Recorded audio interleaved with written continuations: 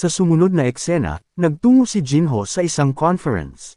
Sinabi sa kanya ni Skaya na i-hype ang lahat bago siya pumasok. Pumasok si Jinho sa conference room, humingi ng paumanhin sa pagtitipon sa kanila sa maikling sandali, at sinimulan na ang conference. Pinanggit niya ang 3 kaso ng terorismo na dulot ng mga Finn sa Earth nitong mga nakaraang buwan. Ipinaliwanag ni Jinho na habang bumababa ang mga rate ng krimen sa Earth, tumaas naman ng 37% ang rate sa Frontier. Iniisip niya kung paano haharapin ang mga Finn sa 2 lugar ng sabay-sabay, at napagtanto niyang hindi siya maaaring nasa 2 lugar siya sa parehong oras. Nang tanungin ng isang reporter kung nakahanap na siya ng solusyon para dito, sumagot si Spectre na mayroon siya, at ipinakilala ang kanyang kasamahan sa team, ang Archmage na si Skaya Killerland. Mabilis na kumalat ang balita sa buong mundo tungkol sa pagbabalik ni Skaya. Nagsagawa ng pagpupulong ang Big Six, kung saan tinalakay nila ang kanilang passive cooperation para mapanatili ang kanilang imahe. Gayunpaman, ngayon na may posibilidad na bumalik ang lahat ng 5 bayani, naisip nilang lipulin na ang mga Finn ng buo. Sa labas ng museum, 2 security guard ang nag-uusap, at bigla na lang silang pinabagsak ng 2 Finns. Isang Finn ang nagpahayag ng pagkadismaya, na hindi niya kayang patayin ang mga ito. Ipinaliwanag ng isang Finn na ang mga player mula sa asosasyon ay may VAS, at kapag sila ay namatay, may notification na lalabas. Mabilis nilang dinispatch ang lahat ng mga guard sa labas ng museo, at nagpatuloy na sila sa loob. Matapos madispatch ang lahat ng kanilang madadatnan, nakarating na sila sa pinto, at kanilang binuksan. Sinubukan ng isang Finn na hawakan ang ice statue upang sirain ito, ngunit hindi gumana ang kanyang kakayahan. Susubukan niya sana muli, pero isang ice golem ang lumabas sa mga estatwa upang atakihin siya. Nagawa niyang makaiwas sa pag-ataking iyon, ngunit sa likod niya, nakatayo si Spectre at ang espada niya ay nasa leeg ng Finn. Aatake dito ang Finn, pero mabilis na gumawa ng strike si Jinho, at pinatay ito. Ang isang Finn ay umaaksyon sa pagtakas, ngunit nahuli siya ni Skaya sa pamamagitan ng mahika. Nagpakawala ang halimaw ng kanyang kapangyarihan, upang makalabas sa magic barrier na nilikha ni Skaya. Lumitaw si Jinho sa tabi at binati siya. Pagod na pagod, sinabi ng halimaw na hindi siya madaling mamamatay. Ipinatawag ni Jinho ang Watchguard of Darkness. Hindi makaganti ang Finn sa pag-atake ng mga Watchguard, na lumalaban ang mga ito nang walang humpay sa pag-atake. Mabilis na lumitaw si Jinho sa likod ng Finn. Bagamat napansin ng Finn ang presensya ni Jinho at naglunsad siya ng pag-atake, nadepensahan ito ni Jinho gamit ang kanyang espada. Sinubukan ng Finn na umatake ng maraming strike, pero mahusay na hinarang ni Jinho ang bawat pag-atake.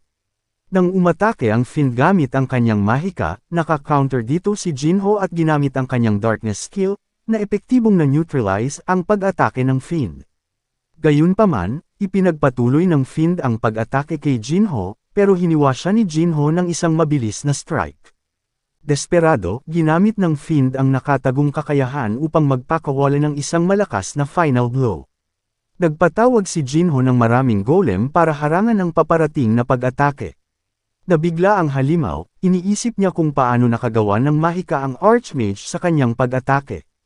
Sa kanya napagtanto na hindi ito magic, kundi kakayahan ni Jinho. Pagkatapos ng labanan, umupo si Skaya sa rooftop at tinanong si Jinho tungkol sa mga Finn. Ipinaliwanag niya na nakita at nabasa niya ang lahat ng alaala ng mga Finn. Nagtataka, nagtanong siya kung paano niya nabasa ang mga alaala nila. Ibinunyag ni Jinho na mayroon siyang kasanayan na tinatawag na Confession of the Dead, na nagbigay daan sa kanya upang ma-access ang mga alaala ng mga patay. Ipinaliwanag niya na marami siyang na-extract na alaala mula sa Finn na iyon, at naging Finn siya sa loob ng 30 taon. Iminungkahi ni Skaya ang isang bagong plano kung saan siya ay manghuhuli ng mga Finn ng mag-isa, at dadalhin kay Jinho upang mahusay na kolektahin ang kanilang mga alaala at upang makabawi siya sa kanyang mga stats ng ligtas. Pumayag si Jinho sa kanyang iminungkahi, ngunit nagpahayag ng pag-aalala tungkol sa pasanin na gagawin niya. Tiniyak sa kanya ni Skaya na walang halaga ito kumpara sa mga sakripisyong ginawa niya nitong mga nakaraang buwan. Sa Frontier, ini-enjoy ni Skaya ang bawat sandali nang makatungtong siya sa ikalawang palapag. Pinaalalahanan siya ni Jinho tungkol sa kalagayan ng anak ng Gillen Lord. Tinanong ng commander si Jinho kung siya ba ang kaibigang binanggit niya, kung saan kinumpirma ni Jinho at ipinakilala na siya ang Archmage na si Skaya Killerland, ang isa sa Great Five Heroes. Agad na nakilala ng commander ang kanyang pangalan, na kinikilala ang mga Legendary Five Heroes na kumalat sa buong frontier. Magiliw na binati ng commander si Skaya, at winelcome siya. Inihatid sila sa Gillen Mansion, kung saan ang City Lord at ang kanyang asawa ay nagpahayag ng kanilang pasasalamat kay Jinho at nalaman na ang isa sa Great Five Heroes ay dumating upang gamutin ang kanyang anak. At nagpahayag ng pasasalamat ang City Lord. Pagkatapos ay dinala sila sa kanilang anak na si Simas, na nagbabasa ng isang libro. Nagtanong si Jinho kung naaalala siya ni Simas, at bagamat humingi ng tawad si Simas sa pagiging walang malay niya noon, at sinimulan na siyang gamutin ni Skaya. Pinatulog muna ni Skaya si Simas bago ito simulan. Inilagay ni Skaya ang kanyang kamay sa dibdib ni Simas upang kontrolin at ayusin ang kanyang mga magic circuit. Pagkaraan ng ilang oras, natapos na niya ang kanyang paggamot, at na-stabilize na ang kanyang mga circuit. Si Skaya ay nakadama ng matinding kasiyahan, sa kanyang pagtulong sa isang tao pagkatapos ng 26 na taon. Sa pagbabalik sa usapan, ipinaalam ng Gillen Lord kay Jinho at kay Skaya, na nangangarap ang kanyang anak na maging isang mage, ngunit dahil sa kanyang kalagayan ay tila hindi niya maaabot ang pangarap na iyon. Nagtanong ang City Lord kung may pagkakataon pa bang ituloy ni Simas ang kanyang pangarap. Ikinalulungkot na ipinaliwanag ni Skaya na kapag lumawak o hamina ang mga magic circuit, hindi na ito mababalik sa dati nilang estado. Kahit na stable na ang magic ni Simas, hindi na niya muling masasanay ang magic. Sa sinabi ni Jinho at ni Skaya, sinisisi ng City Lord ang mga fiend sa kalagayan ng kanyang anak. Matapos malaman ang demonic energy sa kanyang anak, hiniling ng Gillen Lord kina Jinho at Skaya na tugisin ang mga fiend at maghiganti para sa kanyang anak. Tinanggap nila Jinho ang kahilingan ng Gillen Lord, at biglang may nag-pop up na window na nagpapakita ng mga detalye sa quest. Inabot ni Jinho ang isang libro kay Skaya, na sinasabing maaaring makatulong ito para sa kanya. Gayunpaman, sinabi ni Skaya na maaaring ito ang kailangan ni Jinho sa ngayon, na binanggit na maaaring madoble ang mga istatistika ni Jinho gamit ang aklat na ito. Nalilito, tinanong ni Jinho si Skaya kung maaari bang madoble ang kanyang mga istatistika. Tiningnan ni Skaya ang kanyang kamay at nagsimulang magsagawa ng isang bagay. Ipinaalala ni Skaya sa kanya, ang kanyang pag-aaral sa agham at gumawa ng imahe ng isang computer. Naalala ni Jinho na ito ay tumutukoy sa ability ng booster at ang kanyang pagnanais para sa isang bagay na mas mahusay pa kaysa sa booster.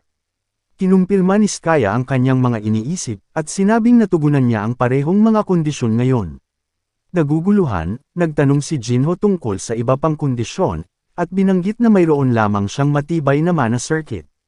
Nilinaw ni Skaya na kailangan lang ni Jinho ng coolant upang makapag-overclock ang kanyang sarili, at malampasan ang kanyang mga limitasyon, at perpektong natugunan ito ni Frost. Ibinahagi ni Jinho ang kanyang mga paghihirap, na sinubukan ng maraming beses itong ngunit na bigong pigilan ang sobrang init. Ipinaliwanag ni Skaya na hindi ang kanyang katawan ang nangangailangan ng coolant, kundi ang kanyang mahiwagang essence na nangangailangan ng paglamig upang matiyak na hindi masisira ang kanyang utak mula sa overclocking.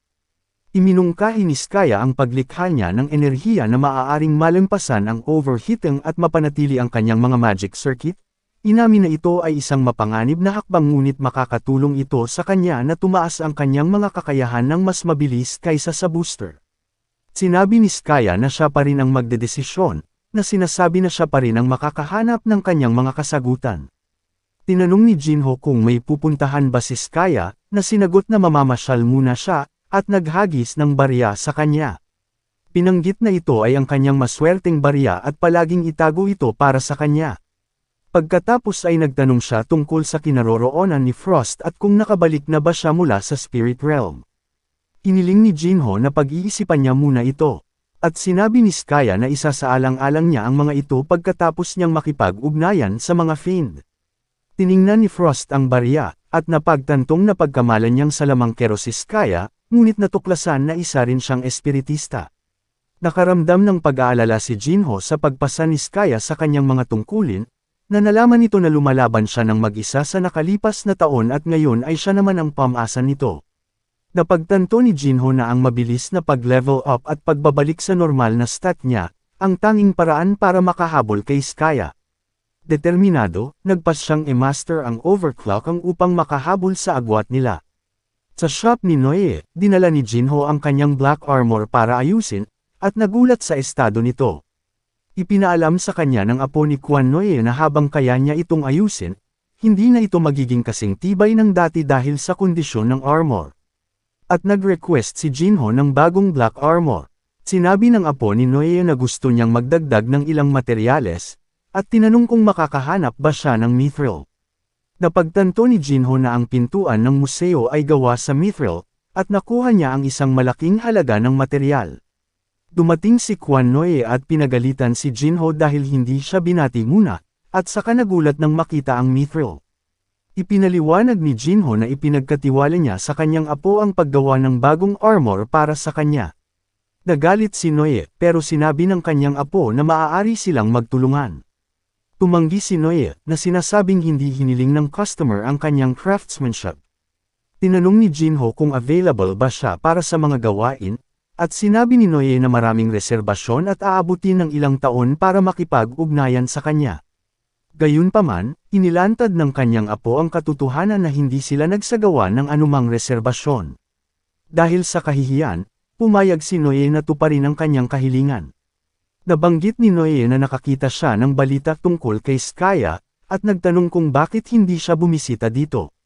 Ipinaliwanag ni Jinho na si Skaya ay agad na nagtungo sa frontier pagkagising niya, at pansamantalang may tungkulin doon. Pinuri ni Noe si Jinho sa kanyang pagsisikap hanggang ngayon, pero pinaalalahanan siya ni Jinho na masyado pang maaga para purihin dahil hindi pa niya nagising ang iba. Gayunpaman, ipinahayag ni Noe ang kanyang pananampalataya kay Jinho, sa paniniwalang malapit na niyang magising din ang iba. Sa frontier, nagsasanay si Jinho na gamitin ang kanyang mana bilang coolant sa pamamagitan ng overclocking. Naramdaman niya ang mga pagbabago sa kanyang sarili habang nagsasanay. Buong bilis niyang inihagis ang bola, at naramdaman ang aftershock habang nagsisimulang tumaas ang temperatura ng kanyang katawan. Tinangka ni Jinho na gamitin ang frost skill bilang coolant para dumaloy sa kanyang veins ang mana, ngunit aksidenteng tumama ang kanyang ulo sa dingding. Iminungkahi ni Frost na gamitin ang 15% ng frost skill bilang coolant sa simula, at pagkatapos ay unti-unting itaas ito ng 1%. Iginiit ni Jinho na 5% dapat sa bawat pagkakataon, pero binalaan siya ni Frost tungkol sa panganib na ma-blackout ang kanyang mga magic circuit, na posibleng mawala ang kanyang kakayahang gumamit ng magic magpakailanman. Nag-aatubili, pumayag siyang itaas ito sa 1%. Hiniling niya kay Frost na iwan siya at tapusin ang pag-edit ng video. Pagkatapos ng 5 araw, bumalik si Frost sa training room at nadatnan niya si Jinho na nakahandusay sa sahig. Nagtanong si Frost tungkol sa progress ng training niya. Ipinahayag ni Jinho na ito ay mas mahirap kaysa sa kanyang inaasahan. Pagkatapos ay ipinaalam ni Frost na natapos na niya ang pag-edit ng video, at ginamit ang lahat ng kanyang player points sa pagproseso sa pag-edit. Naging dahilan nito para magalit si Jinho at gustong malaman ang kanyang paliwanag. Ipinaliwanag ni Frost na makakapag-generate ang bagong video ng hanggang 10 beses na maraming player points, kaysa sa dati. Pinanood ni Jinho ang video at nang matapos, tinanong niya si Frost kung may karanasan ba siya sa pag-layout nito dati. Sinabi ni Frost na wala siyang anumang karanasan dito, at tinanong kung bakit niya kinwestiyon iyon. Ipinaliwanag ni Jinho na ang video ay malamang na makakabuo ng 20 beses na maraming player points kaysa sa dati, na pumuno kay Frost sa kagalakan. At nagpatuloy silang in-upload ang video.